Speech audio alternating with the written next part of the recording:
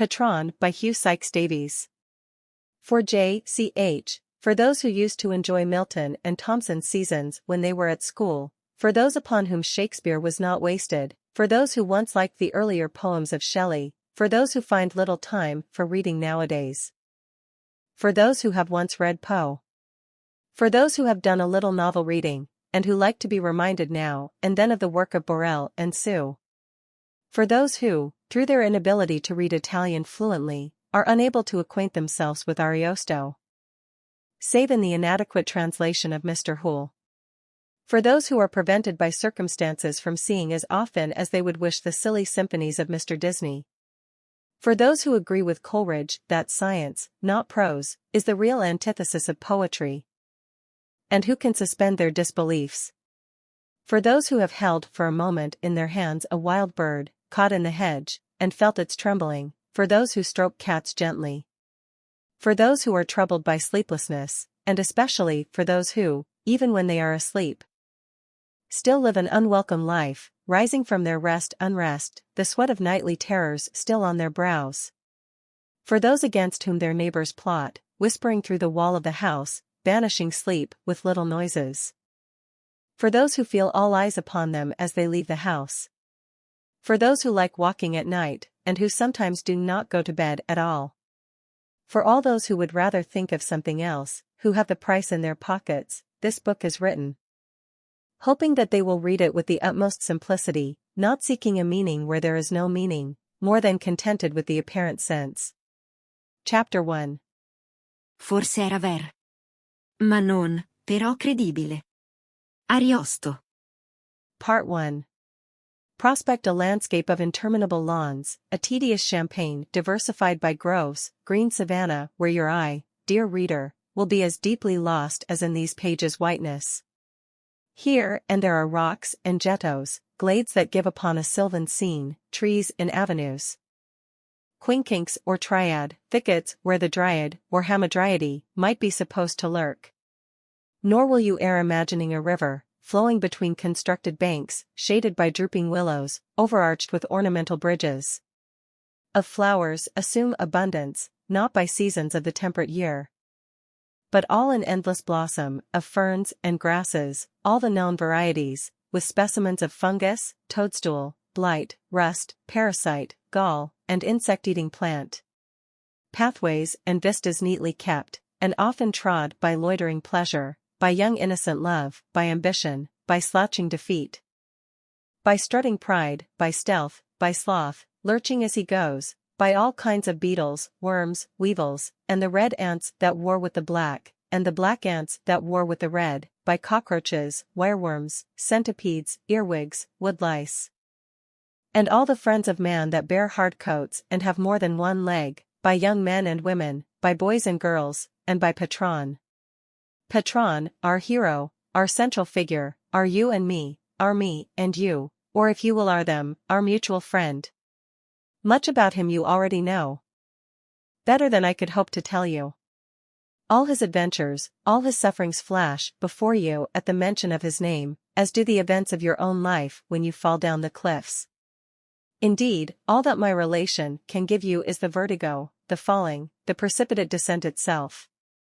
For you know so much, my friend, you know how Petron, alone of all these charming people, had chanced to look into the unbroken azure above him, and had seen in the misty brilliance below the sun a black speck slowly circling, how he had watched it for hours together, leaning his head back on some rustic seat, deaf to the invitations of his playful friends, hearing nothing of the chanting birds, seeing nothing of the nodding blooms, nothing save the circling speck, until his whole being had become entangled in its silent distant motion, its remote and misty motion. And surely you remember how, after many days spent thus, and sleepless nights, the thought of the mole suggested his remedy? The mole that burrows under the earth, that lives in the darkness hidden from the sun, only emerging at irregular intervals. Its penitent purblind eyes filled with deep regret. Some savage glade he pictures to himself, impenetrable, star-proof, covered from the sun by umbrage broad and brown as night herself, thick with pines and purple cedars, where like the mole, he too might lurk, might run from the eye of the sun. And soon he found just such a place, beyond a row of myrtles on a flat, fast by a gentle fountain, hedged about with thickets and rows of fragrant myrrh. All was dark, proof to the light, save where the forest roof let in one glimmering, harmless ray. Here, tasting the peace of darkness, resting his eyes once more upon the earth and gloom, he laid him down upon a swelling bank of violets, thinking himself secure, thirsting for sleep, which settled gently on his eyes. For many days he had not slept so, calmly, and free from dreams. And not till evening was he roused by sudden light, bursting with red of blood through his closed lids, filling his soul with all terror of these recent days. Lying still, he dared not move. He saw that through the deepening gloom a single ray of the setting sun had pierced the branches, to fall upon his face. And looking still, with infinite horror he perceives that in the shaft of ruddy light a single feather sinks, lilting to and fro as it slowly drops through the placid air. With anguish which you can better imagine than I describe, he watched it flutter to the ground. Then still lay motionless, transfixed with fear. And when at last, his courage coming with the night, he dared to rise, he saw that down the sun had come an eagle's golden feather. Part 2. Petron with a merry heart passing down the lanes, makes merry with the signposts, a hedger him restrains. As he went further from the native country, Petron left pasture and came to arable land. Along the lanes were frequent boards, warning the passer-by of the penalties of even the slightest deviation from the straight way. Beware, through me man go into a dreadful place, and such like. These Petron, in an excess of good spirits, would erase, writing in their place such things as this: all that you say be my mistrust, your love be all my hate. Consider well the crown's command, nail your soul to the nearest gate, advice is free, and so the land, the sea knows all about the sand. While he was doing this, an old hedger came by, and, fearing that the ruin of the signposts would be attended by all sorts of rural confusion, tried to deter Petron, first by reason, telling him that people should know where they go, and why, that if there were no paths there could be no fields either, and that, for the most willful, there could be no wandering from a road which does not exist. Naturally this argument had no effect, and its obvious justice only served to irritate Petron, so that he worked even more industriously on the post, cutting on its arm a wonderfully distorted picture of the hedger. Spelling the word chagrin, perceiving his error, the old man entered on other means of dissuasion. He fainted, he lay in the road contorted in the most dreadful antics of epilepsy. He leaned over a gate and vomited blood till the grass was all matted together, plunged a pointed flint into his forehead, divided each of his fingers with a pruning bill into a small hand, and subdivided the fingers of these again into smaller hands. And so on until he was possessed of many thousand hands and tens of thousands of fingers. But by all these attempts Petron remained unmoved, depicting them all on the signpost, which grew daily more interesting, and detained an ever-increasing number of onlookers, so that the ordinary business of the countryside suffered serious interruption. Finally, in desperation, the hedger lay down in the midst of the road, perfectly still, allowing himself to be trampled by the feet of the horses, wheels of the carts. 9. Wounded by the plows and harrows as they were taken from one field to another. For 3 days he remained thus, taking no food, stirring not an inch, and poor Petron was quite nonplussed. For besides that the surface of the signpost was completely covered by the pictures of the hedger's earlier agonies, he was at a loss as to how this new behavior could be portrayed. On the 4th day the old man, seeing his advantage, rose again, and having employed his time in deep meditation, at once hit on the means of converting Petron. Taking from his pocket a length of string, he passed it through his head, in at one ear, and out at the other. Then he placed his fingers to his nostrils, and drew the string out from them in the form of a loop, one end in each nostril. The loop he took between his teeth, and leering frightfully for a few moments, suddenly swallowed it so that the ends of the string which had been dangling from his ears were drawn in and disappeared suddenly and utterly. Quite terrified, Petron seized his belongings and fled howling down the lane, never more to meddle with signposts. Part 3. In the grey of a misty dawn, Petron came to a valley hidden between obscure mountains. On either side stood a shepherd of monstrous size, whose mouth was like a cavern, whose legs were like pine trees, and about whose feet lay flocks of gigantic sheep. Through the clouds which encircled them and which filled the valley, they were shouting to one another, above the noise of the stream below, telling how they had spent the night on the hills. The giant on the western side spoke first. Crying, resignedly sitting on the filthy summits of mountains covered with unnameable ordure, I cried to the perfume of the dewy heather that it was of no use its rising towards an empty heaven. In vain, I whispered to the roots of the sparse moorland grasses.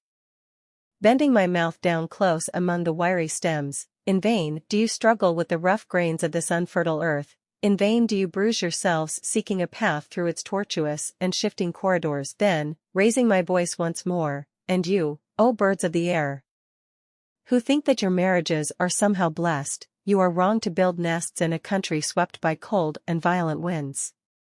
The curlew knows not why it exists, the moorhens are already afflicted by a painful tic, a jerking of the head which tortures them, but which they cannot control.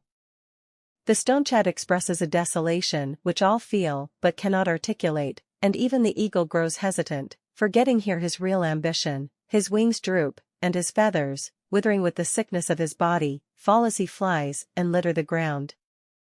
To no purpose do the stunted bushes defend with dry thorns their shrunken and miserable leaves, for they long ago ceased to afford nourishment to the starving beasts. It is folly in the sundew to entrap the sickened flies in its decaying fingers. And with wasted labor does the ground beetle seek a path among the innumerable stems, the precipitous hills and valleys of its little world. You, anxious toiling insect, whose life I have learned to understand and for whom I have felt a most delicate sympathy, surely you will listen to me. Cover yourself with the wing shards of those of your race who have already died, fold your legs beneath your belly, and lie down, lie down, lie down. Thus I spent my night, showing all things on the moor the futility of their several purposes, and advising them in the end to pay no heed to my words, which they had not heard anyhow, and which I myself no longer understood. At this recital, the shepherd on the eastern cliff burst into peals of laughter, which echoed merrily down the valley and rent the mist like wind. Then he began speaking himself, describing how he had amused himself by assisting his flock in infamous and unnatural couplings, and urging them on bloody and destructive battles among themselves. But as he spoke his voice died away. And in the improving light Petron saw that the giants were not what they seemed. Their mouths were caverns in the hillside, their legs were pine trees, their eyes were dark peat pools, their navels were places where ancient meteors had fallen, their private parts were masses of broken boulders.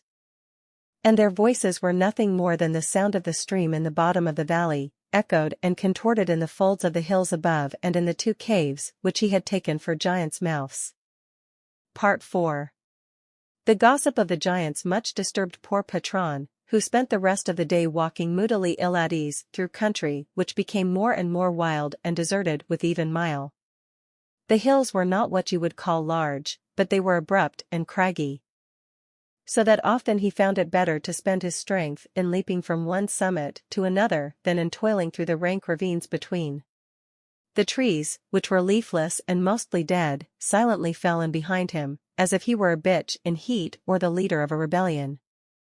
Marching in straggling order, out of step, their limbs flung about in gestures at once warlike and unmilitary.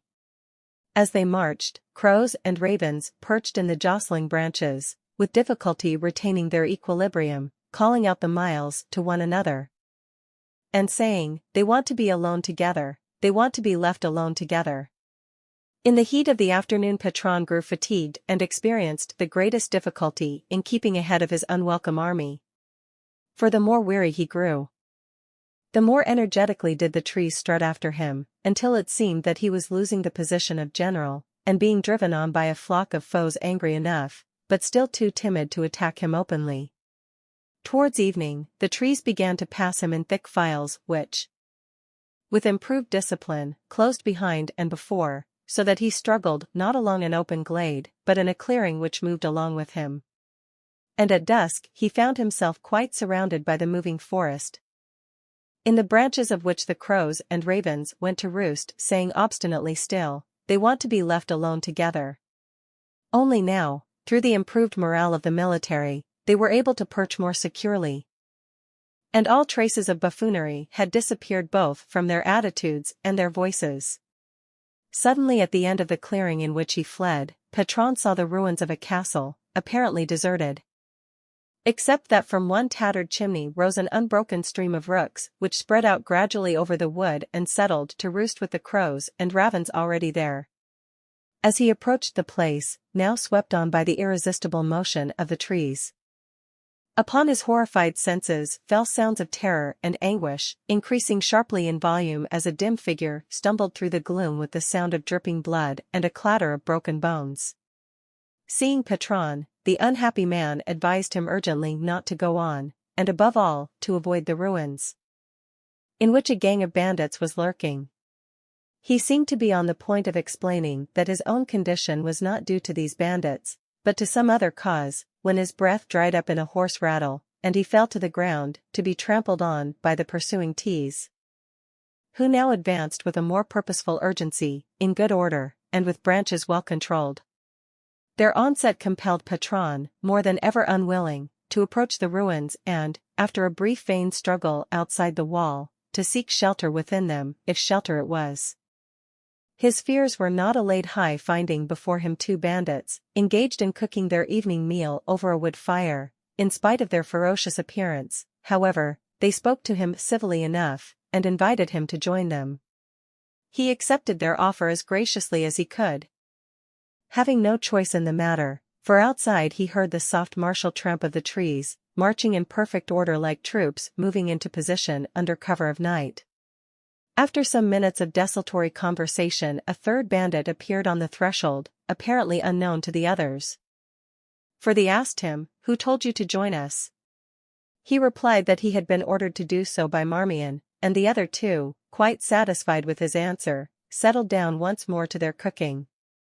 At first Petron had the idea that the newcomer might be someone sent to his rescue. But his hopes were sadly dashed when he heard him mutter in a tone of singular ferocity, "When can we start on him?" "We can't do anything till Marmion comes," answers the first bandit, and the second repeats after him, as if he had himself asked the same question and been convinced by the same reply, "We can't do anything till Marmion comes." No sooner had the newcomer sat down, than a fourth came, explaining that he too had been sent by Marmion, and asking openly with a meaning glance at poor Petron, "When can we start on him?" On receiving the same reply, "We can't do anything till Marmion comes," he appeared satisfied, and the growing circle once more settled round the fire, only to be disturbed by yet another of Marmion's emissaries. And after him a fifth, a sixth, and a seventh, until Petron quite lost count of the new arrivals. To the question of each newcomer, "When can we start on him?" the same answer was given by all the bandits in turn, "We can't do anything till Marmion comes, we can't do anything till Marmion. Anything till Marmion, till Marmion. Marmion." Gradually, the circle round the fire became so numerous that the new arrivals caused little disturbance, it being taken for granted that Marmion had sent them. And the duty of telling them "we can't do anything till Marmion comes" being deputed to the last arrival, Petron is now sitting in the midst of a large circle of hostile faces, over which there passes from time to time a leer of expectant cruelty, like wind on a field of corn. And next to the two bandits whom he had found at first in the ruins. For some time the leader, the man who had been first there, had been engaged in knitting, and, coming to the end of his ball of wool, he asked Petron to hold the new skein while he wound it off. Our hero accepts readily enough, supposing that this was intended as a mark of friendship. But no sooner is the wool well on his wrists, than the fellow takes advantage of his helplessness, and so entangles his fingers and wrists that the victim can no more move than a fly in a spider's web. Then, amid the fierce plaudits of his companions, Marmion, for he it was, takes one strand from the deadly tangle, twists it about his victim's neck, and pulls till he is blue in the face and his eyes start from their sockets. Releasing his hold, he gives a signal to his band, who whip out their knives and fall upon Petron, stabbing and kicking, not caring what they do, with such force and skill that many of his bones are broken and his flesh hangs in rags and tatters about him. In their blind fury, however, they eventually overreach themselves. For while they stab and lunge wildly in the midst of the circle, Petron sees a clear path through the forest of surrounding legs, and creeps out along it. Soon he is clear of them, and, since they are still completely absorbed in their now victimless orgy, has no difficulty in escaping unobserved, stumbling out through a gap in the ruins with a dripping of blood and clatter of broken bones. It was at just the same moment that poor Petron, now utterly weary, bruised by the buffeting of the trees around him, and covered with the offensive droppings of the birds which were roosting in them, arrived at the same clearing. And in spite of the urgent warnings of the moribund who fell dead at his feet, he went into the ruins and joined the two bandits who were lurking there, cooking their supper over a wood fire. Part 5. On his way, Petron came upon some boys throwing stones at an old twisted tree, and stopped them, saying that it was wrong to inflict wanton harm on any living thing. When the boys had gone away, repentant, hanging their heads, the tree turned to an old who thanked Petron fervently for his kindness, and said he hoped to repay him before long. 2 days later, the old man caught up with our hero, and presented him with a sack full of butterflies, which he had been catching ever since his metamorphosis. Petron received them graciously, but when the old man had gone, "What on earth," he said, "am I to do with all this beauty?" and he pitched the whole sackful to cliff. Part 6. It was quite without malice or intent to wound that Petron, the gentlest of men, happened to step on a toadstool in a meadow. Indeed, it was purely accidental, and for the moment he was not even aware that he had done it, passing on out of the field to a lane. But hardly had he gone a score of paces when he heard a rending groan behind him, and turning his head saw an idiot rising from the earth where the toadstool had been. Once again poor Petron is involved in a distressing procession, himself walking briskly down the road, the idiot following with curious inarticulate cries. As he moved, his lower jaw, which hung down between his knees, bumped and banged on the road like a loose stick behind a cart, or broken harness on a runaway horse. From time to time he would spit out broken pieces of tooth, and tatters of flesh which the stones tore from his lips and chin. The inside of his mouth was a bright yellow, but soon became maculated with the spattered blood, so that it was of the same color as the toadstool from which he had sprung. After a time he seemed to gather his wits, and though he struggled painfully for breath, his cries became more articulate, and Petron could distinguish the words of his discourse. He was talking of antiquity, grief, and the antiquity of grief, of memory, pain, and the memory of pain. "Memory," he cried, "memory is a dog that returns ever to its own vomit, but you, oh my persecutor, my fast trotter, my fleeing foe, you who turn tail but dare not, though your feet itch, break into the downright run of defeat, you call to memory for the stick you have cast, yet when I bring it to you in my teeth, you make off, mistaking my intentions. Little can you know of antiquity, anger, and the antiquity of anger, and how fury displaces kindness in the man misunderstood." He shouted all this, with much more of the same kind in its way very good sense, and had the circumstances been different, Petron would have been pleased to stop and hear it. But his alarm increasing every moment, he could not prevent himself from breaking into a brisk run, in spite of the jeers and curses which the idiot heaped upon him. After a while, he had the consolation of hearing the sound of the footsteps and knocking jaw fade into the distance, and when at last the noise ceased altogether, he paused to take breath.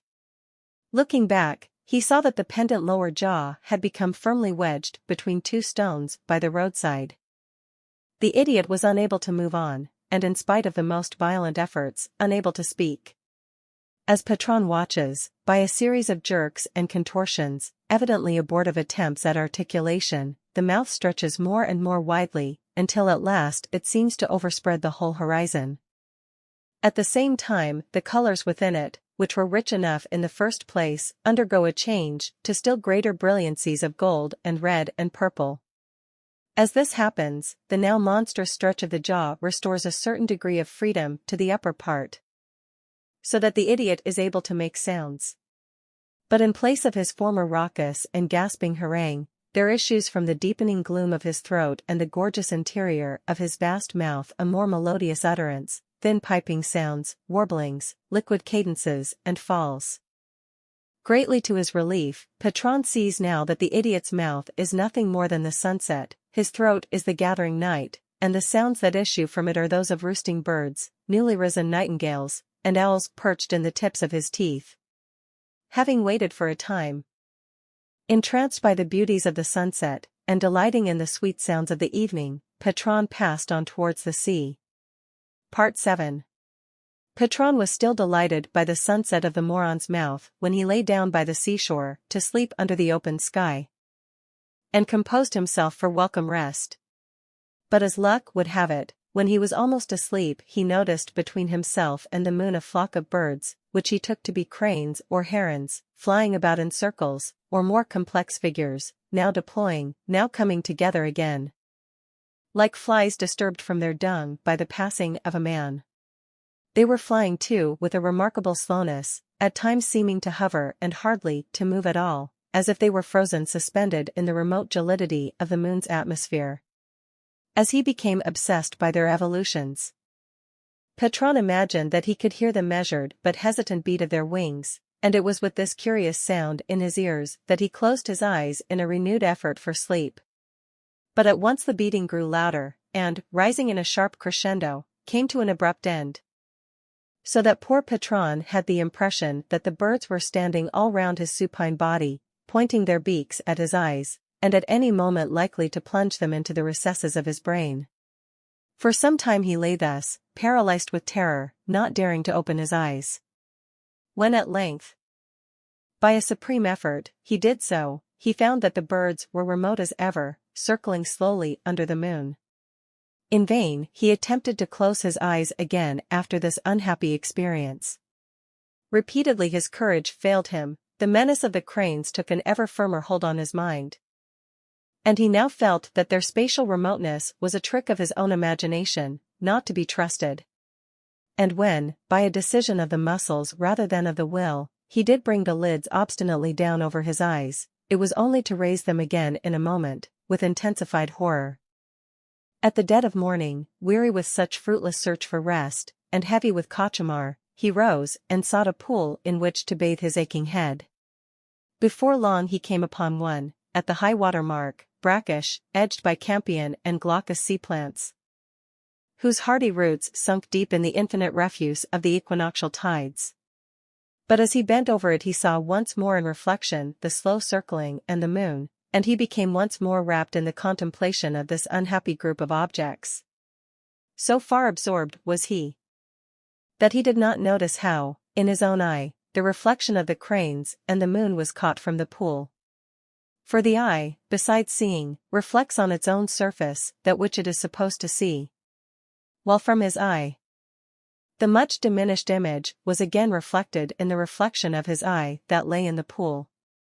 This eye again, containing its minute depiction of the cranes and moon, was minutely reflected in his real eye, and so on, in an infinity of waning images.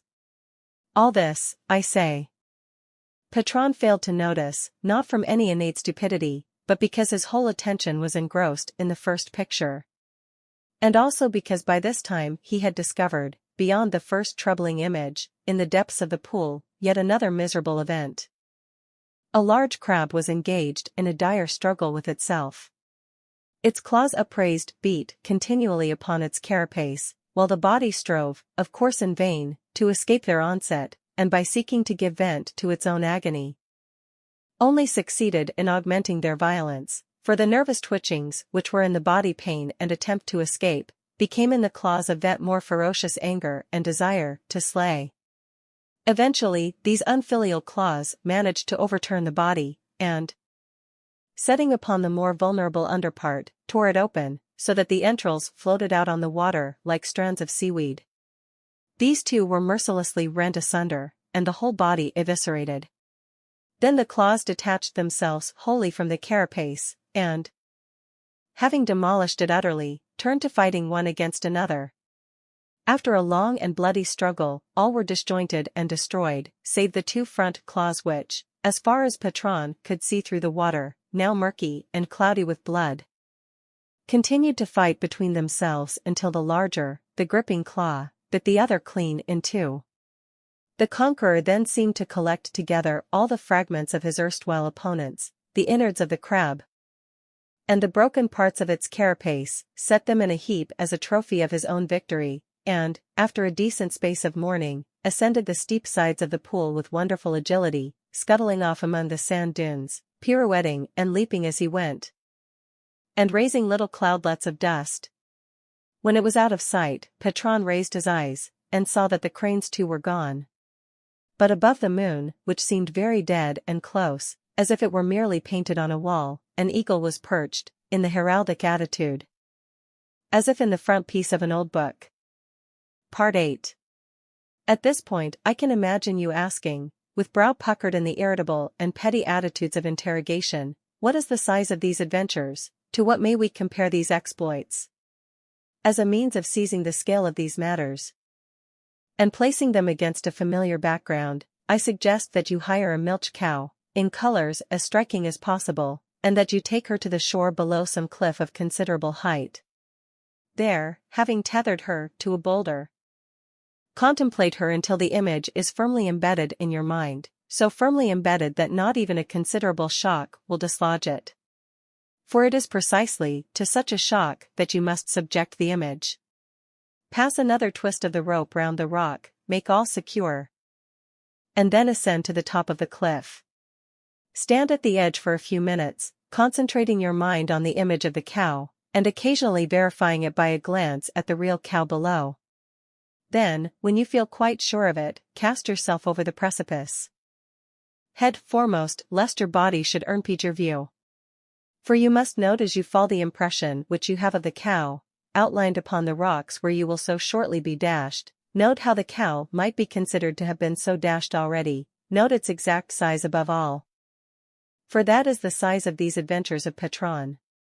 That is exactly the scale on which we are working. Part 9. At this point of his travels, Petron decided to take auguries and omens for his future, and betook himself to certain prophets and practitioners who lived among the rocks and ruins in the hills by the sea. If the partridge call at night, or the jackal during the day, quit that country, for you will be seized. It is good if the large hill crow be heard croaking in a tree with water in sight, bad if the bird be perched on a live buffalo, a pig, or the skeleton of any dead animal. Pleasant it is should the cat come to your bed at night, and equally cheering to see a wolf or shrike crossing the road from right to left, or a large male antelope, or a herd of small deer, or a blue jay crossing from left to right. A very dreadful omen is the cry of the kite, heard just before daybreak. Hardly less disastrous the lizard falling upon you. Any garment that it touches must be burned, and the ashes eaten by a woman with child. All these omens Petron observed faithfully, but for 7 days following heard neither partridge, jackal, nor crow, saw neither pig nor buffalo, skeleton, cat, shrike, or wolf, male antelope, herd of deer, or blue jay. Nor did he hear the cry of the kite, and no lizard fell on him. So he remained undecided, and sought other advice. His next informant attempted prognostication by corn laid before tethered birds just out of their reach. But this led to nothing. Another set slugs on a chessboard, and argued for to their movements victory and defeat, equally. A third observed the love-making of the horsefly, another, for a small sum eviscerated himself, and expounded the markings of his own liver. But all was in vain. And after thanking them for their well-meant attempts, Petron decided to take his own auguries for himself. One end of a tough rope he tied firmly to the topmost bough of a pine tree. The other he set in a tight noose about his own neck. Then he set off briskly due south. As the rope grew taut, the tree bent over, and finally achieved such a tension that it jerked Petron off his feet, swung him through the air, and flung him on the ground stunned and bruised.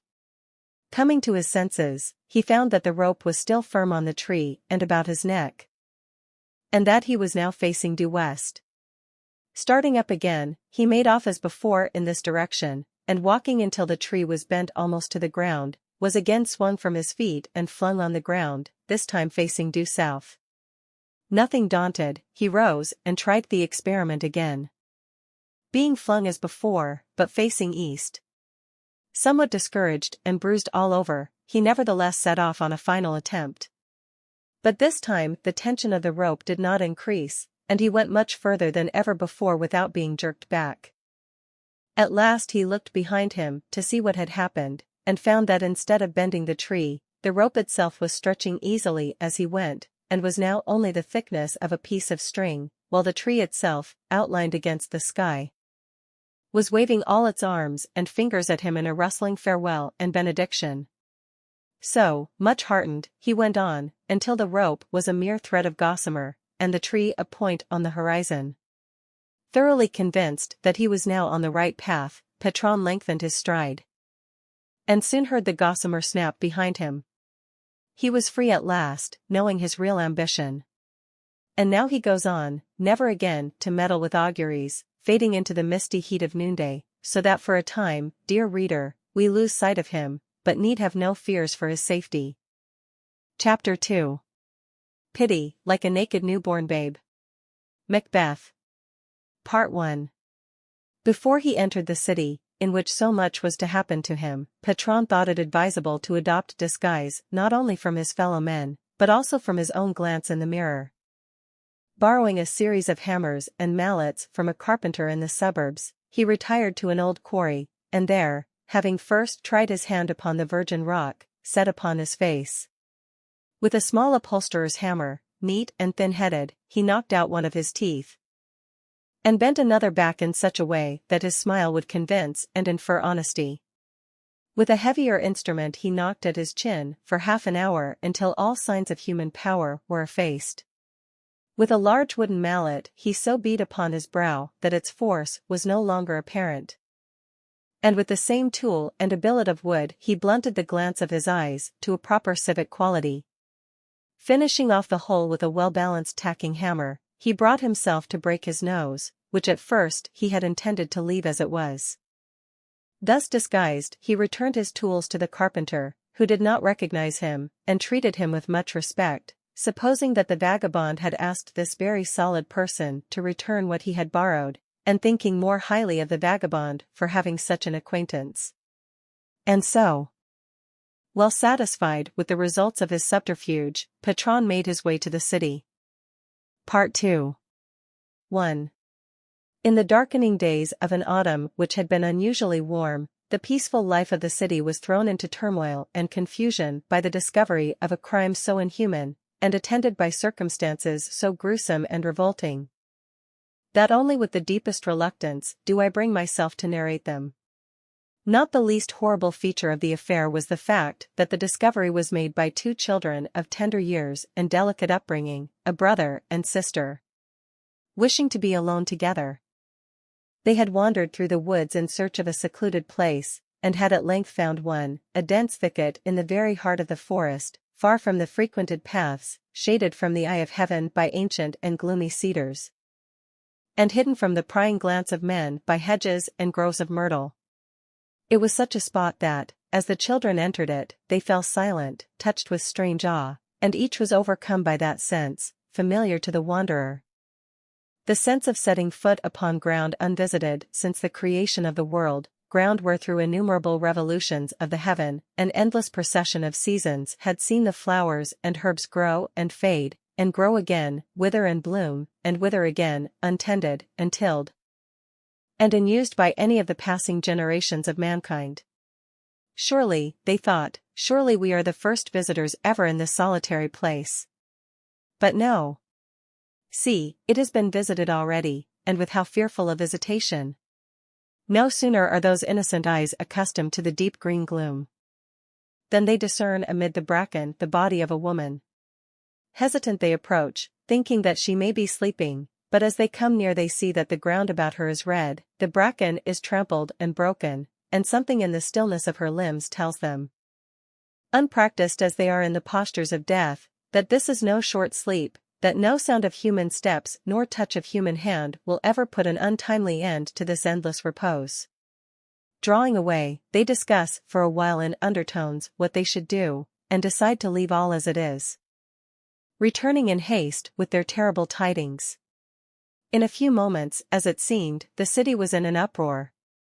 The people, leaving their houses and their occupations, gathered in the streets, talking shrilly, until they were summoned to the marketplace by the magistrates, and sent forth into the woods, guided by the boy and girl, to find the body and bring it back. But this soon proved to be no easy matter, for the children, profoundly disturbed by their discovery and, anxious to bring their news speedily, had taken little note of the way they had come. Try as they would, they could not find the place again, and, their agitation growing, it was decided that their efforts were fruitless, and that a general hue and cry must be raised throughout the forest. Willingly the startled country folk joined the citizens in the search.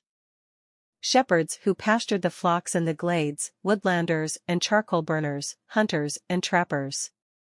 All day long the search continued, and far into the night by the aid of flaring torches, an eerie scene, which scorched many a branch as they passed, filling the night with the fragrance of autumn fires, and leaving amid the deepening foliage twigs and leaves brown and withered far in advance of the season. But all in vain. On the next day, the search was renewed, with greater zest than ever, but again nothing was found. For a whole week they searched, till the bracken was trampled down on all sides, and the most retired glades and groves bore witness to the intrusion of the anxious multitude, till the birds and small animals were driven in terror from their haunts, and sought the open country, but all in vain. Nothing was found, and the searchers began to go back to their business. But what is Petron doing meanwhile? Surely he is not inactive and indifferent to all that is passing? No, on the first day he too had joined in the fruitless search, and on the second and third days. But on the fourth, he was one of the first to give up the attempt, and return to his customary occupations. At best, his interest had seemed but lukewarm. It was only half-heartedly, with the air of one who politely obliges those about him, that he had joined in the discussion which raged through the city concerning the crime, in the speculations about the place where the body was to be found, the motives, character, and identity of the murderer. On all these problems our hero said as little as he might, though he, and no other, was destined to provide the solution for them, a solution so reasonable, and so supported by evidence, that once it was advanced, it could not be questioned or doubted. Even now the key lay in his power, but he continued to hold back, remaining a spectator of the activities, which he knew would be useless, of his fellow citizens. It was only when, after another week of vain searching, doubt was cast on the veracity of the children and they were put to the torture, that Petron once more took a hand in the matter. Once more he joined the dispirited searchers, who were now wandering aimlessly, examining again places which they knew they had already visited, hoping that something had been overlooked. At first it seemed that he wandered aimlessly like the rest, but gradually it became clear to them that he alone was moving not at random. And as his purpose grew surer, as he walked on still slowly, but confidently, and in a certain direction, the citizens fell in at his heels, glad of a leader at last, while he, caring nothing for his following, looking neither to the right nor to the left, paced through the very heart of the forest, and halted at length before the very grove where the body lay. Entering with the leading citizens, he found the body, just as the children had described it, lying amid the bracken. But to their more practiced eyes it is but too clear that this peaceful grove has witnessed no ordinary crime. It has been the scene of a deed horrible and brutal beyond imagination. What fiend has ravished this helpless creature, still in the full bloom of beauty and innocence?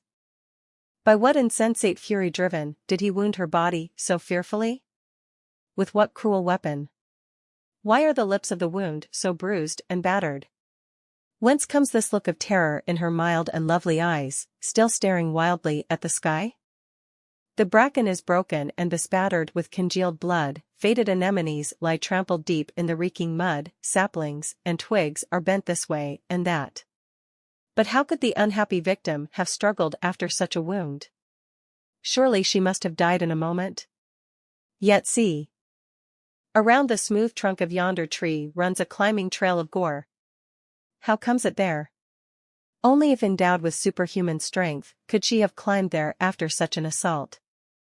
And is it conceivable that her assailant, though more brutal than brutality itself, should have continued to pursue her after that first deadly blow?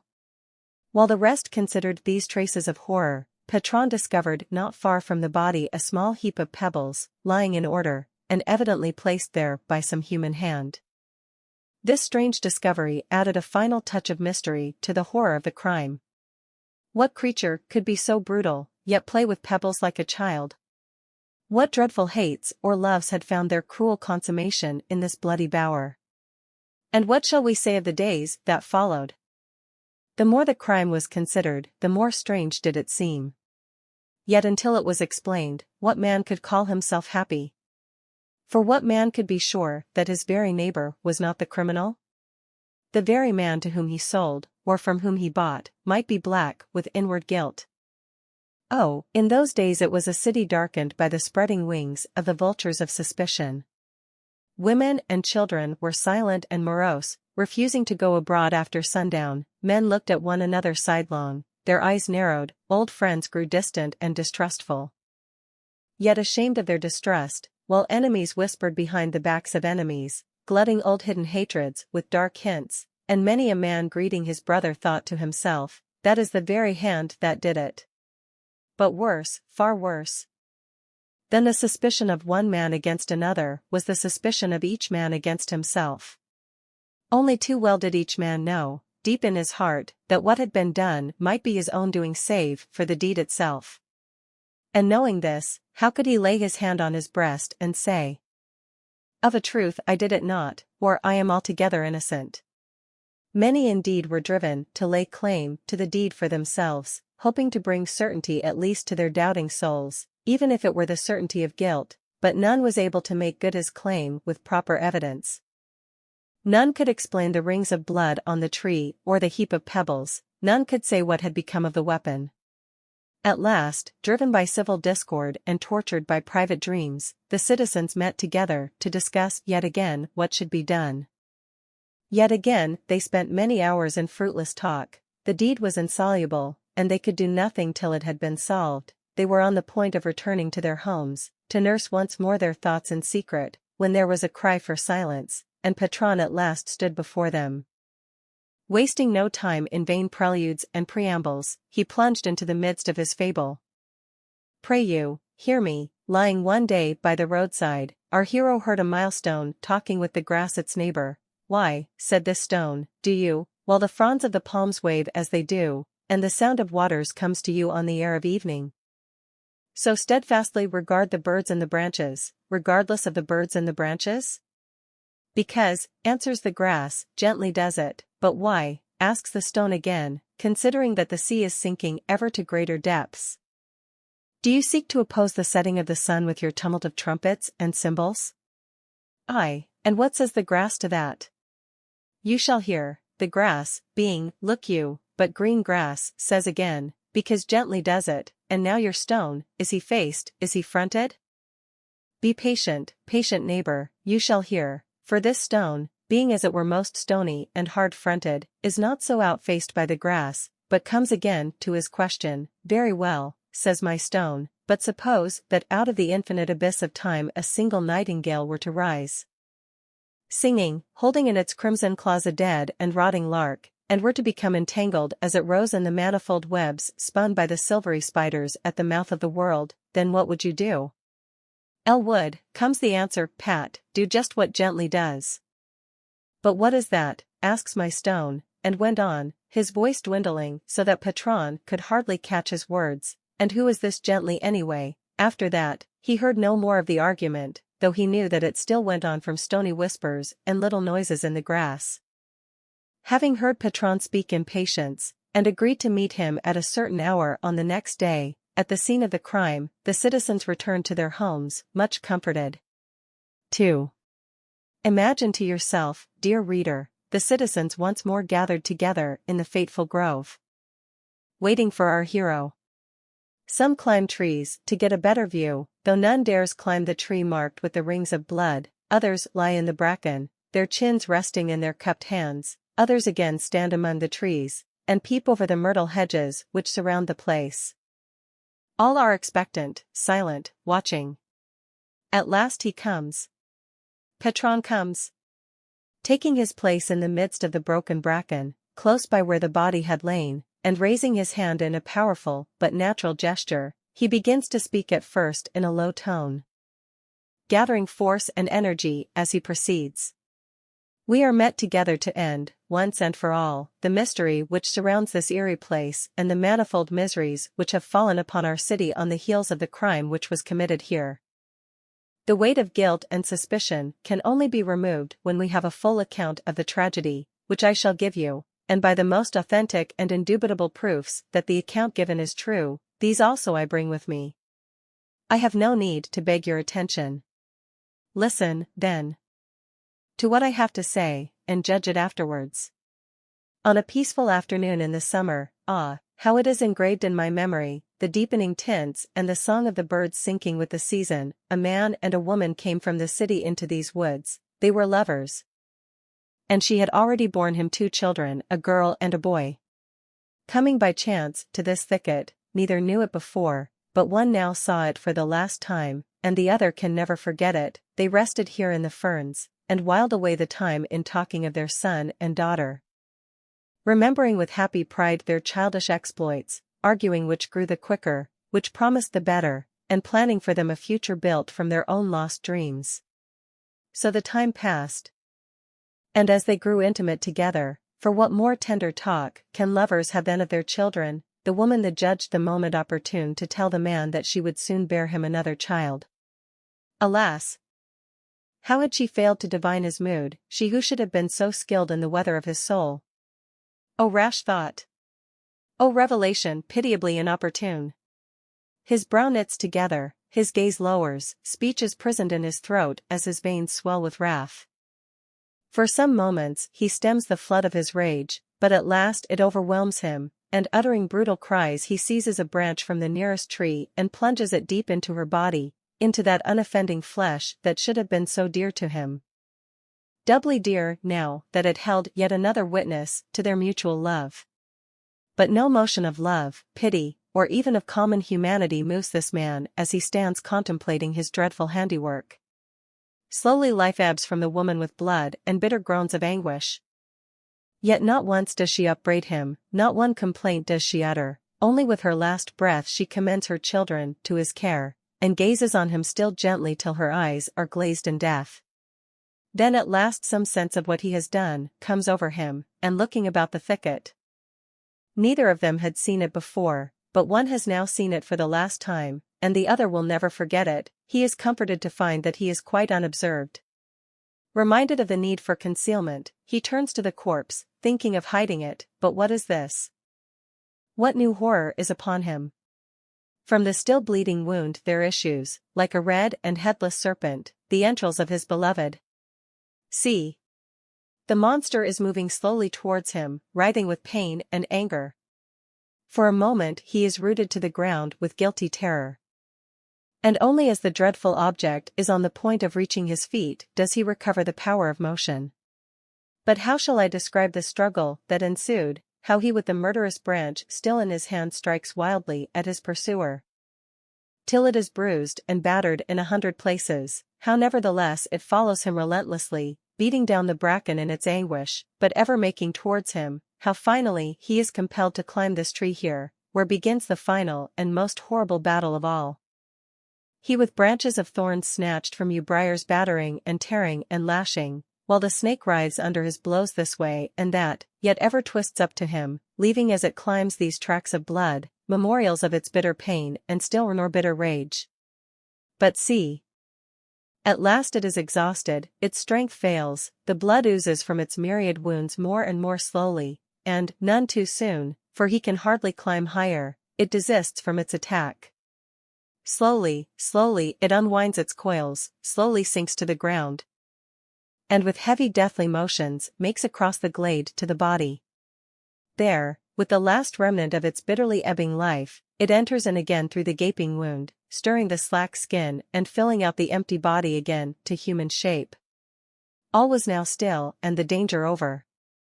But it was some time before the man dared descend the tree, trembling in every limb, his feet and hands groping for a hold on the trunk still slippery from his victim's gore. Scarce had he reached the ground, when his eyes fell upon a new horror, not far from the body, and hitherto hidden by the foliage from his eyes, a blood-red naked babe was playing with a heap of pebbles. Engrossed in its childish game, it appeared not to have seen anything that had passed, and even now did not lift its eyes to the face of its father. Its father? Yes. For this was the third child of this unhappy pair, escaped from the woman's lacerated womb all unnoticed in the dreadful struggle which had just ended. For some moments, his face bitter the signs of pride and uncomprehended affection, the man gazed upon it, then turned towards the city.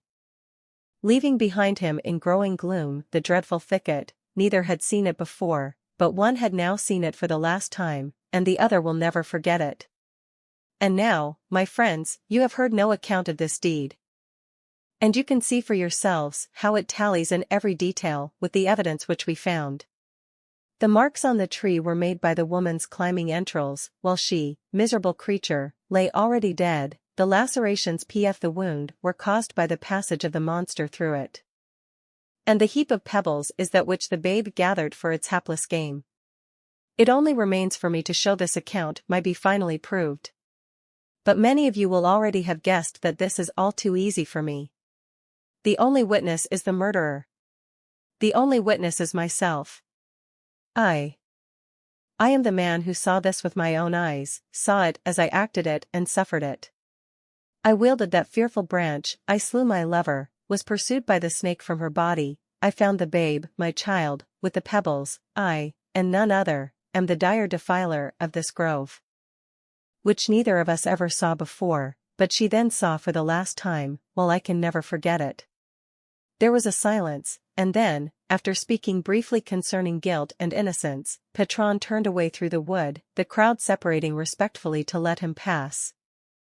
Soon the citizens too made their way homeward, and though their mood was solemn, not a heart but was lighter than it had been at setting out, not a man but rejoiced within himself at the certainty of his own innocence, though it had been purchased with the guilt of another. Some there were who said that on their way they saw a blood-red naked babe flitting among the trees in the depth of the forest, and there were many who encountered the same form in the somber forests of their dreams until their death. Chapter 3. O God! I could be bounded in a nutshell, and count myself a king of infinite space, were it not that I have bad dreams. Hamlet. Part 1. Imagine, dear friend, outlined against that notable and profound blueness of summer evenings, a vast expanse of netting, in the meshes of which are hanging arms, hands, legs, and feet, but recently torn from the bodies upon which they grew, still alive, and twitching a little, so that the expanse of netting quivers in the calm air. Much as a spider's web might tremble in the sunny stillness of noon from the struggles of a newly ensnared fly, not yet numb from the poison which will so soon paralyze it, and still seeking to escape the implacable jaws of its captor, who lurks close by in his filmy lair, arrogantly immobile, sure of his prey. And just as you might suppose, did you not see the fly, that some breath of air was abroad in the sunny stillness, unfelt by your coarser nerves, but strong enough to stir the net, so, did you not see the twitching of the mutilated limbs? Might you suppose the evening to breed hidden motions of the air which move the net, and just as, did you not see the twitching of the mutilated limbs, you might suppose the evening to breed such hidden motions, so, if I do not explain to you how this curious phenomenon was brought about, will your own tenuous and shifty imaginations be stirred by all manner of speculations and conjectures concerning it? Do not think, my dear friend, that such a movement, such a fluttering of the minds around me leave me unaffected. Indeed, I am far from indifferent to it, and feel it as keenly as you do yourself. It is for this reason, and no other, that I am taking the trouble to explain to you the causes of the stirring of the net. Listen. And do not forget that the random twitchings of your imaginations are as fearful to me as the inexplicable motions of the spider's web, or of the net outlined against the skv, are to both of us. Part 2. But who is this? Who is this lonely and unstainly traveler? His head is bent. His clothes are tattered, and flap loosely about him, his gait is unsteady, his whole figure bespeaks a depth of melancholy frightful to contemplate. His appearance and his motions alike suggest irresistibly the idea of an animated scarecrow. One would almost say that it was some demented maniac, pursuing with dreadful and aimless violence the chimeras of a mind unhinged and beside itself. Beside itself. Indeed, it seems that he is in sober truth beside himself, for as he goes, he continually twists his head about, peering from under contracted and distorted brows, as if he sought something that marched beside him. Yet nothing is beside him, nothing besides himself, beside himself. Unhappy man! Driven on by such indescribable and impregnable illusions, can this be Petron? Has he sunk at last to this? Alas, Petron it is, Petron who, wearied at last of the city, left it amid the acclamations of the citizens, still mindful of the services he had rendered them, and prepared to shower upon him wealth, position, and power. First he had sought his old haunts, but had found everything strangely altered by the sea. He spent many months looking for crabs, but found none. He wasted as many more trying to make the sea meet his eye, but it was shifty and vacant like the eye of a dying man who hears the whispers of those who stand around his bed, but no longer understands what they say. He had traversed the plains, sometimes making signs on milestones and on the bark of trees which no one, not even himself, could understand, but the passers-by had not stopped to read them. And so we find him, marching among the foothills, making for the mountains. He is marching on a sandy path. His limbs are heavy with weariness, and his feet, scuffling in the sandy path, leave ambiguous tracks. If you were to follow them, hardly would you be able to surmise what manner of creature had passed. It is the serpent who has passed, the serpent who, so long twisted with the vulture in inextricable combat, has at last relaxed his hold, yet still relentless, makes his way to the mountains. And as he goes, he suffers continually from a strange delusion. For it seems that his left leg will not keep pace with the right, has its own pace, and belongs no more to its master. The more he attempts to press on, the more does it lag behind. Only if he slackens his stride will it catch up with the other leg, still leisurely, and for a while go with it, soon dropping behind yet again, leaving poor Petron lurching, tethered to a limb no longer his. On either side. On either side. The brown hills rise waste and barren. Only gnarled roots of ancient pines, branchless and blasted, clench with their grasping roots the miserable soil. The sun, the tawny sun, hardens their contours on the burnished sky, and in the ragged hills the shadow of the eagle grows tattered and confused, mingling itself with Petron's shadow, darting among the rocks, depicting on their faces curious scenes and incidents. The tawny sun is in the burnished sky, and on the living rock the shifting show. 1. A spider weaves his web upon a gibbet. A second spider weaves his web upon the same gibbet. And a third. With 3 more, all spiders, weaving their webs upon the same gibbet. Then the 7th spider would seem to be the one at large. No. See, there he weaves, the shading of a web upon the shadow. The shadow of the same gibbet. 2. In a garden long neglected, where mingle plants and weeds together in rank overgrowth across obliterated paths, where the ripened fruit unpicked drops silently into the lank dewy grass, 2 meet at dusk, a man and a woman. Without speaking to one another, they exchange all their garments, and so, the man now dressed as woman, the woman dressed as man, depart as they came, without even a gesture of farewell, through 2 wicket gates in opposite sides of the high surrounding wall. But not unobserved. For in a darkened window, the only window which overlooks the court, sits an old man bound to a chair. His hands and feet are cut off, so that he cannot move, his tongue is torn from his mouth so that he cannot speak, only his eyes are left. Motionless and soundless, he sees all that passed, and later told all. Writing on the wall of his prison with the bleeding stump of his arm. 3. His mortal remains were laid in a crystal coffin, secured by bars and plates of silver, and studded richly with gold. A pall of black velvet, supported at the corners by pillars of rare timber, was carried by the judges of the royal tribunals. On either side marched a man in full armor, bearing a standard of white silk, fringed with bloody streamers. Immediately afterwards came the viceroy, escorted by cavaliers in military uniform, followed by a whole battalion of infantry, trailing their pikes. To the slow beat of one muffled drum, the funeral procession paced slowly to the middle of the city, whose brazen gates were thrown open to receive the hero who, but a few days ago, had performed such prodigies of valor in its defense. When all had passed through, the gates were shut once more, and the cortege stood silent in the deserted square, before the statue of their leader, executed in bronze by a hand worthy of the best period of the arts. When the coffin had been laid down on the plinth of this noble monument, there to await its final interment, the army stood bareheaded and obsequious, and would have stood so much longer, had it not happened that the cavaliers behind the viceroy observed a slight movement of his shoulders, as if he were repressing some violent emotion. They too looked at one another. The same emotion written in their faces, and as the movement passed along the ranks, like over a calm pond, the military rigidity which they had hitherto observed, was broken, and so at last it came among the common soldiers who, less polite or less restrained than their commanders, cast all pretense aside, and burst into peal after peal of laughter.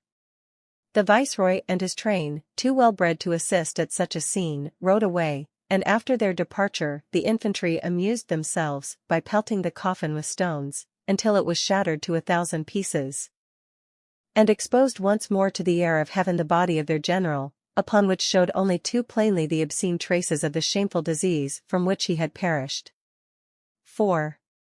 Some way outside the town stands a solitary house, furnished elaborately, but without taste, and inhabited entirely by birds. Throughout the day they fly from room to room, scattering the dust into little clouds that catch the sun, and picking busily in the heavy scarlet carpets which cover the floors. In the evening, as the sun sinks, its ruddy beams are cast straight through the rooms and passages, and all within becomes visible to the watcher. The smaller birds settle on chairs, tables, the backs of settees and sofas, arranging their wings with sudden little flutters of restlessness. Along the mantelpieces of rich marble, magpies perch. Less securely, a crow alights on a chandelier, which for a time swings to and fro with the impetus of its flight, so that the bird is thrown off its balance, and falls to the ground. At the second attempt, more cautiously made, it is successful, and the chandelier gradually swings to rest, as the bird falls asleep. A raven flies down to the piano, and produces as it slips along the keys a melancholy soft glissando, a chord which more slowly dies away from the notes held down by its weary weight. Herons perch on the stairways, and larks down the gilded balustrades, while on the clocks and chimneys unwinking owls keep watch. Are these birds real or artificial? To whom do they belong? 5. Day seemed to be on the point of dawning through a thick and heavy fog. In the dim yellow light is seen a man, in the attire of a cattle dealer, lying dead upon a bank beside the road. The trampled ground, the indented and uptorn grass, show that the victim had not died without resistance, not without a desperate attempt at defense had he succumbed to those 5 dreadful wounds in his breast. He is dead now, yet does not cease to whistle for his dogs, and to cry aloud, "Help, help!" But he whistles for his dogs and calls for aid, not through his lips, but through the 5 wide, deep and ghastly wounds, whose gaping edges move like the lips of one who speaks. These 5 cries, these 5 whistles, simultaneously issuing from the corpse by the mouths of his own death wounds, are indeed fearful to hear. Little wonder is it that his own dogs fail to recognize the voice of their dear master, and wander far away, while the eerie sound intended for them serves only to attract the wandering wolves who will soon make the corpse their prey. And little wonder is it if those 5 strange cries for help are answered by no human voice, but only by the savage notes of our 5 mouths. Little wonder no one comes save myself and my 4 readers. 6. In the midst of a ravaged city, the returned exile stands by the ruins of his ancient home. The blood of his slaughtered father has long been washed away by the rains, all traces of habitation have long been obliterated, and nothing remains but a heap of shattered stones where the lizards dart and snakes find shelter. Searching among the rubble, he finds a battered toy that was once his own, but even as he holds it, it stirs in his hand and becomes a grasshopper, then an old man, a monstrous spider, a woman's breast, a bunch of faded grass, a little heap of bones, and so to a lizard which eludes his grasp and darts away among the sunlit stones. 7. These shrubs which grow along the ground and at the foot of the walls are capers, still called by the natives tapnos, from the Greek tapinos, which means low or creeping. This is the mastic and the terebinth tree, which both exude a rich gum, and upon which we graft the pistachio. A tree of the same species. Here by the edge of the sea we have the myrtle, with which the whole coast is covered, and the lovely silver-leaved Jove's beard. And here we have the medlar, Mespilus folio rotundior, fructa nigro, which should not be confused with the Mespilus folio oblongo serrato. This is the Ilex aculeata coxiolandifera, a kind of evergreen oak, from which is gathered the seed of kermes or scarlet. Here is bean, trefoil, camphor, jasmine, nettle tree, sumac, catharm. Ah! And do not, madam, touch this sacred shrub which is by your knee. It is the holy thorn, called in Latin paliurus. Its shape and its blossom make it very like the jujube tree, but see, its stem bristles, with two kinds of sharp spine. Oh! And as for this bizarre plant which draws from you such exclamations of wonder, it is the aloes, aloe folio in oblongum aculeum abunt. Its blossoming is indeed most curious, though extremely rare, for we are assured that it only takes place once in each century. But then, inexplicable phenomenon, in a very short time its stem shoots up to a height of 30 feet, and throws out several branches tipped with bouquets of flowers. But most wonderful of all is the detonation which precedes the birth of this stem, a detonation like a violent clap of thunder, an earthquake, or an avalanche. You may the more easily find other similitudes yourself should you be a frequenter of funerals or athletic festivals. 8.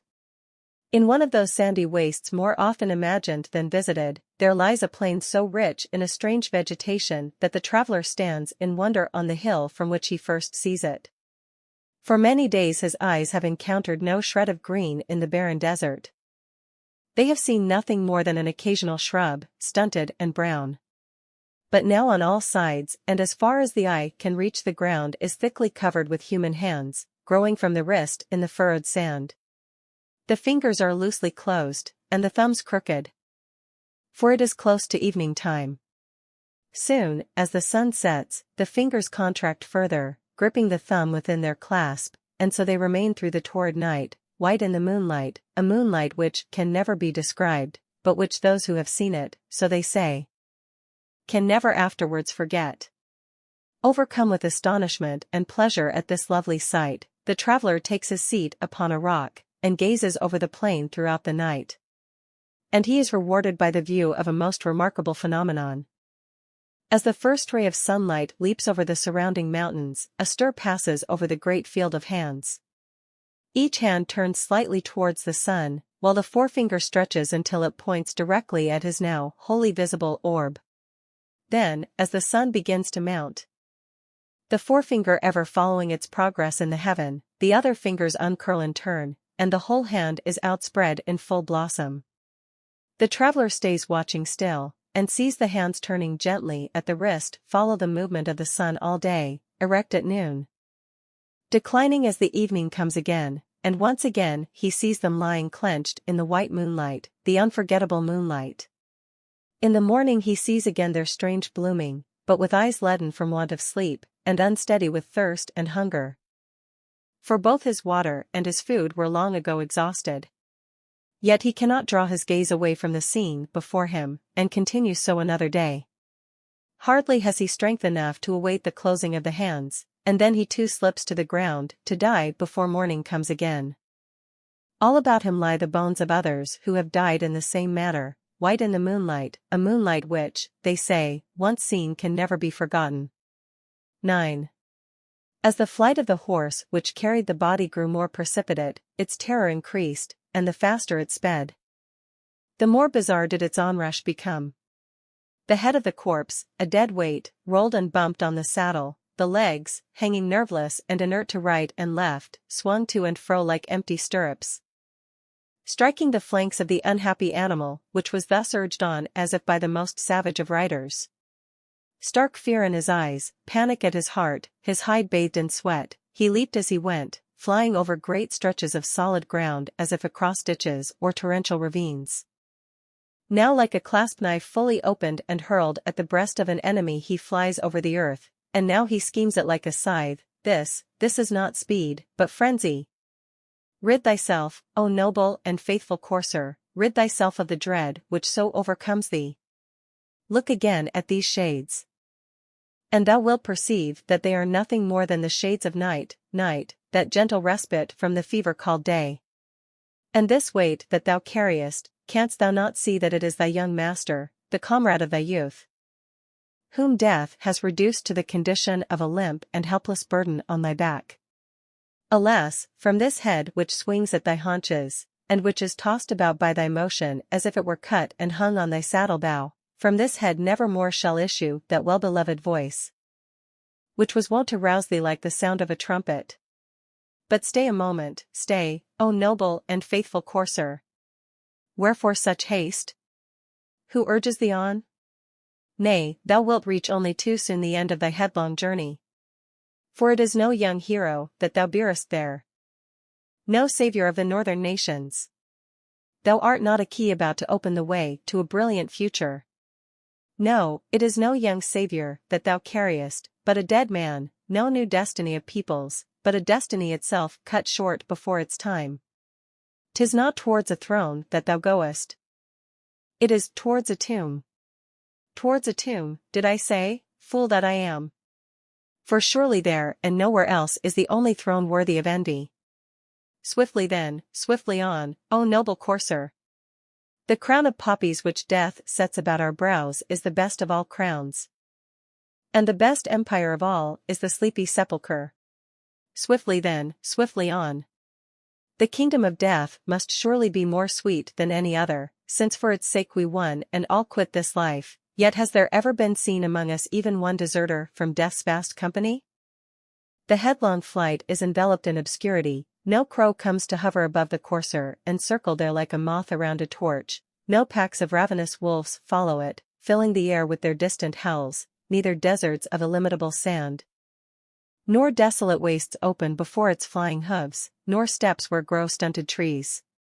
It passes no dwellings, no watchdogs herald its approach, it is neither seen by human eye nor heard by human ear. Those only know of it who waylaid the youth and bound his corpse to his own courser, only they know how he was used before he died, only they can imagine this headlong flight, veiled in obscurity. Meanwhile, it has not escaped Petron's notice that for many days he has encountered no human being on his way. He is alone. No shepherd brings his flocks to such barren country, and no traveler comes this way, for there are no cities, villages, not the meanest hamlet, and beyond the desolate frontiers lies a region utterly uninhabited. He alone makes for the frontiers of desolation. He is alone. In dreary and unbroken succession, the ever-growing hills march by on either side, alternating with shadowy valleys. There are shadows in the valleys. Valleys barren of vegetation save for sparse whistling grasses, wherein no conies feed, no stonechats echo the stony solitude. No conies, no stonechats, ravens or birds of prey, for all beasts and birds flee from them. Sometimes Petron lifts his eyes and scans the mountains, whose slaty ridges whiten with the moon at night, and whose ragged crests leap and flicker with the noonday sunday. As he passes, each ravine is empty for him to pass, but they are only a moment gone, softly, deftly at the sound of his footfall, slipping away, on the bend of the hill, waiting again. Ever retreating, but ever in ambush. Now they are gone again, gone at his football, silently crouch in the next ravine, chasing the conies and stonechats away, no wonder each ravine is empty as he passes. At dusk the fiery hills mingle their flames with twilight, and die away into the blue unfathomable verge. At night, they bivouac on the heights above, still unseen. But their presence is known from night-long screams and cries of animals and birds, tortured to while away their watch. What a broken silence is this! That Coney does not scream because she dreams. Not because she feels at her throat the weasel's sudden fong, for that is the weasel's cry mingling with hers, himself suffering now worse pangs than he ever inflicted on his prey. The raven, plucked rudely from his rocky roost, no longer bodes the woes of others, but signifies in dreadful croaks a present misery of his own, until his bleeding tongue is torn by his captors from his broken beak, and his agony is left voiceless. That shrill pain of the stonechats is not wrung from them by birds of prey, for hark! Sudden and fearful screeches fill the air, the owl, herself a victim, in frantic accents uttering her pain. Ah, but too well do they know the organs and capacities of their prey, where they feel most and suffer most, the moorhen's little wing, the fox's tendon, the tender bill of the snipe, with which he was wont to probe the yielding marge of moorland pools, and feel each tremor of the trembling worm. The slender legs of the curlew are but too fragile, and could she ever walk again on the sandy bed of the stream, uttering her mournful solitary cries, what strange prints would she leave? Who could solve the enigma of those twisted marks? And see! There for a moment in the moonlight flash the antlers of the tortured stag helplessly writhing beneath their cunning hands. But all these lesser agonies are stilled and stifled by one that, rising in sudden floods and jets of pain, soon fills the night. With an unbroken scream, white as the moon herself, staying the streams in their beds, and dying away in sobs that choke with blood, that fall with the falling sky, and fade with dawn. Yet in the morning, the still flooded streams. In the morning, the still swollen streams. The streams in the morning. As Petron nears the end of his journey, let us cease to trouble him, dear reader, with our company. Save for us, he is now utterly alone. Let us respect his solitude. Let us leave him unobserved to perform those deeds the nature of which we both dimly surmise, and of which we should be unwilling and horrified observers. Let his be the action, ours be but a dream of the action, warned by its effects in him, satisfied, perhaps, that what has been done needs not be done again. He passes on along the darkening canyon, its sides veined with curious oars which, catching the failing light, cast lurid and unnatural gleams across the gloom. Boulders beset his solitary path, and fallen crags, which, worn to outlandish shapes, seem to be rising from a sleep. Along the cliffs, the dubious wind sets up a dismal howl that almost drowns the advancing thunder. The coppery sun sinks in a swirling mist, and in his bloody light we catch our last glimpse of Petron, now climbing ledge to ledge the dizzy wall, groping for footholds in the living rock. The clouds sweep down into the abyss, and he is lost to our sight.